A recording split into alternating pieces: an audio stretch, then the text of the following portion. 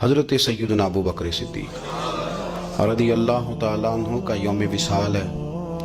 دنیا کے اندر کچھ لوگ ایسے ہوتے ہیں جو ہر معاملے میں قائد اور لیڈر ہوتے ہیں، جن کا درجہ ہمیشہ امامت کا رہتا ہے، جو لوگ دنیا کے اندر ہمیشہ مقتدا اور پیشوا کی حیثیت سے جانے اور پہچانے جاتے ہیں۔ اور دو قسم کی دنیا کے اندر قیادتیں ہوتی ہیں۔ ایک قیادت ہوتی ہے سیاسی، انقلابی،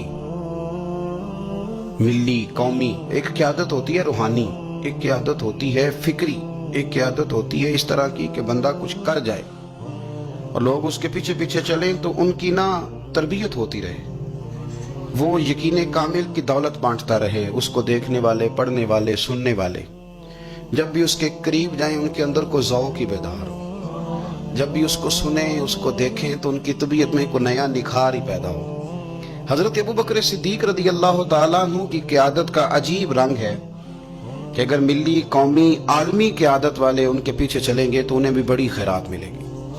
وہ دلیر لیڈر، وہ دلیر رہنما کہ جنہوں نے منکرین زکوٰۃ کے معاملے میں اور عقیدہ ختم نبوت کے تحفظ کے لیے یہاں تک اعلان کر دیا کہ بھئی یہ کام میں ضرور کروں گا، چاہے میں مدینہ شریف میں اکیلا رہ جاؤں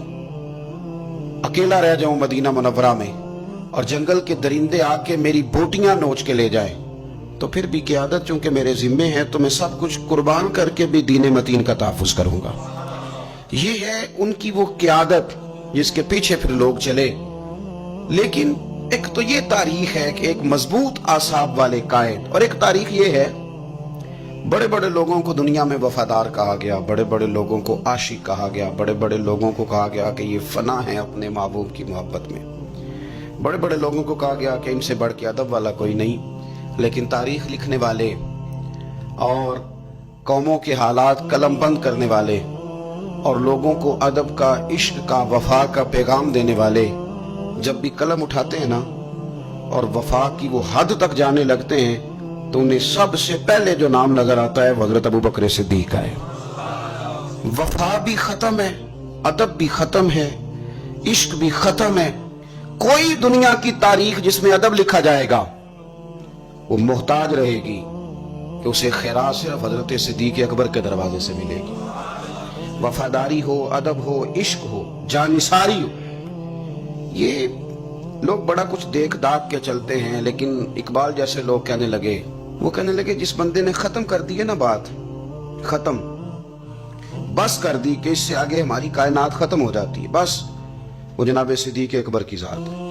انہوں نے لوگوں کو بتایا کہ ہماری دنیا شروع بھی مدینے والے محبوب کے قدموں سے ہوتی ہے اور ختم بھی مدینے والے محبوب کے قدموں میں۔ صدیق کے لیے ہے خدا کا رسول اور بس، ختم ہو گئی بات۔ تو حضرت ابو بکر صدیق رضی اللہ تعالیٰ عنہ کی زندگی کو پڑھنا، ان کے احوال کو جاننا، ادب والے لوگوں کے لیے، عشق والے لوگوں کے لیے، اتباع والے لوگوں کے لیے، سید عالم میرے پیارے حبیب صلی اللہ علیہ وسلم کے نقش قدم چلنے والے لوگوں کے لیے بڑا ہی ضروری ہے۔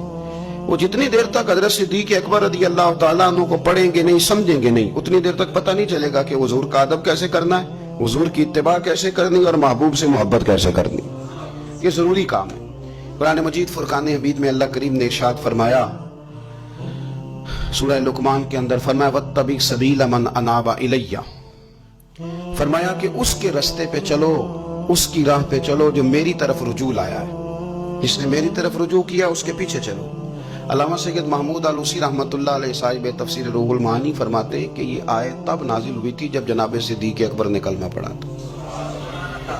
آدمی جس لیول کا ہوتا ہے اس کی دوستیاں بھی اسی طرح کی ہوتی ہیں، اور جب کوئی بڑا آدمی کسی دینی، اسلامی، روحانی زندگی کو اپناتا ہے تو اس کے پیچھے چلنے والے بھی وہ زندگی اپنا لیتے ہیں۔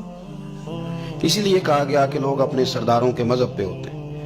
حضرت سیدنا ابو بکر صدیق رضی اللہ تعالیٰ عنہ نے کلمہ پڑھا تو صاحب تفسیر روح المعانی ارشاد فرماتے ہیں کہ یہ بڑے گہرے دوست تھے حضرت ابو بکر صدیق کے، جو تاجر تھے بڑے بڑے مکے کے، چونکہ جناب صدیق اکبر بھی تاجر تھے، جو تاجر سارے دوست تھے حضرت صدیق اکبر کے۔ کون کون؟ حضرت سیدنا عبد الرحمن ابن عوف رضی اللہ تعالیٰ عنہ، حضرت عثمان غنی رضی اللہ تعالیٰ عنہ، حضرت زبیر بن عوام رضی اللہ تعالیٰ عنہ، حضرت طلحہ بن عبید اللہ رضی اللہ تعالیٰ عنہ، یہ سارے لوگ حضرت صدیق اکبر رضی اللہ تعالیٰ عنہ کے دوست تھے. حضرت سعید بن زید رضی اللہ تعالیٰ عنہ یہ سارے لوگ تاجر تھے.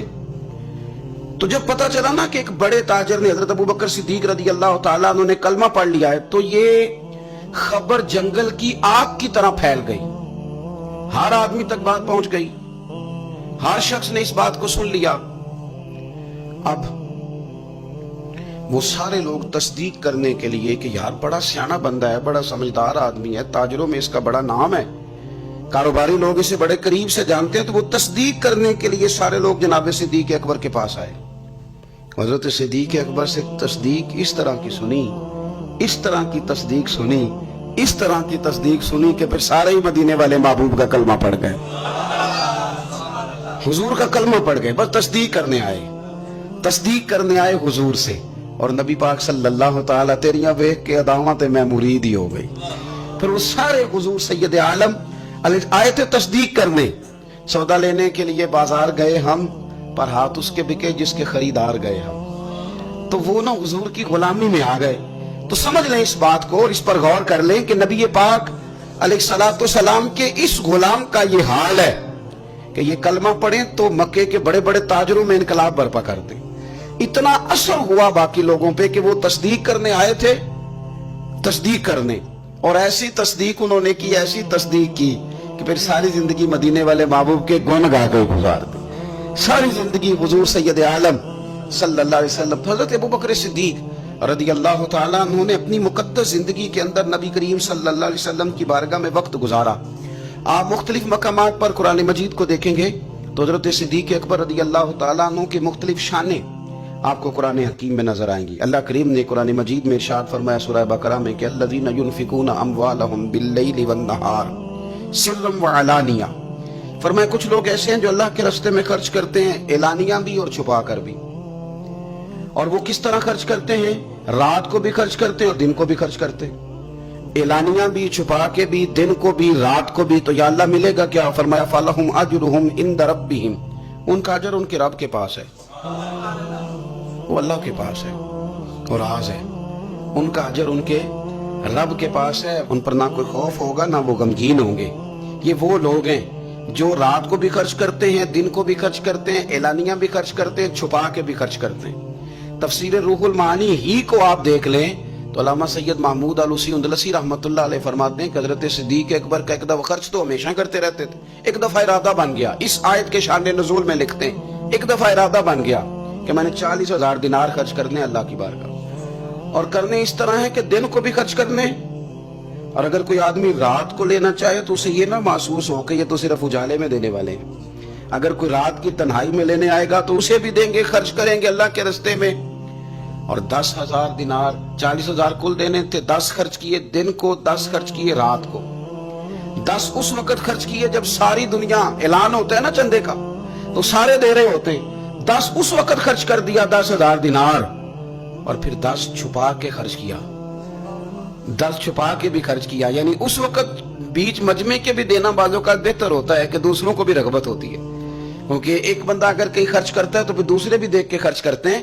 تو جب سب دے رہے تھے تب بھی دیا, اور جب کوئی نہیں دے رہا تھا تو تب بھی دیا, اور دن کو بھی دیا اور رات کو بھی دیا.